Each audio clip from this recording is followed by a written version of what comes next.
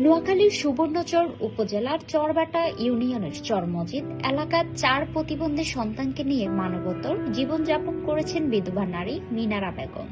স্বামী শামসুল হক 2002 সালে মারা যান। 5 সন্তানের মধ্যে 4 জন শৈশবে স্বাভাবিক থাকলেও 7 বছর বয়সের পর জ্বর ও খিঁচুনির কারণে প্রতিবন্ধী হয়ে পড়েন। একটি ভাঙাচোরা ঘরে সন্তানদের দেখাশোনা করেন বৃদ্ধা মা ও নানি।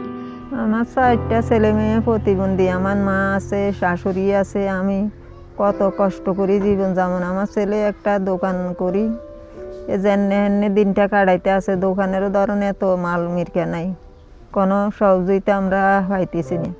এইভাবে তো চলতো না। আমিও অনগা অসুস্থ হয়ে যে আমার ছেলে মেয়ে, আমি যদি আজ 2 চোখ কাড়ি কালছেন আমার ছেলে মেয়েরা টানি নিব, সেই মানুষও নেই।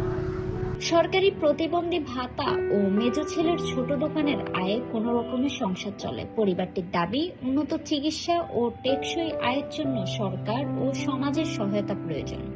আসলে আমাদের ইনকাম বলতে আমরা তো সবাই আমরা শারীরিকভাবে আসলে অসুস্থ, কেউ তেমনভাবে স্বাভাবিকভাবে চলতে পারি না। তারপরেও অনেক কষ্ট করি, ছোটোখাটো একটা দোকান করি।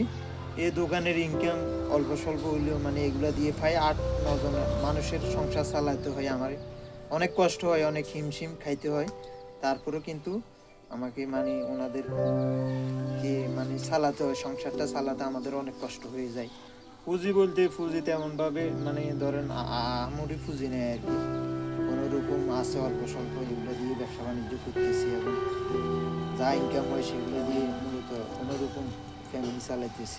এ বিষয়ে সুবর্ণচর উপজেলা নির্বাহী কর্মকর্তা আকিব ওসমান বলেন, তিনি শীঘ্রই পরিবারটির খোঁজ নিয়ে প্রয়োজনীয় সরকারি সহায়তা নিশ্চিত করবেন। আসলে এখানে জামশেদ তাদের বাড়িতে এসে আসলে যেটা দেখেছি অত্যন্ত হৃদয় বিদারক। আমি আসলে নিজে স্থির থাকতে পারছি না। আমি একজন সচেতন নাগরিক হিসাবে দেশের অনেক বড় লোক আছে বা বিত্তবানরা আছেন, তারা এই পরিবারের পাশে দাঁড়াবেন, আমি এটুকুই কামনা করি। কারণ ওনাদের যেই আমরা দেখেছি বাসায়, ওর বাবাও নেই, 3 ভাই আর একটা বোন প্রতিবন্ধী, যে হামাগুড়ি দিয়ে হাঁটে। একটা বিরল রোগে আক্রান্ত হয়ে তারা আজকে খুবই বেদনাদায়ক জীবনযাপন করছে, কষ্টদায়ক জীবনযাপন করছে। এই এলাকায় অনেক বিত্তবান আছে আমার জানা মতে।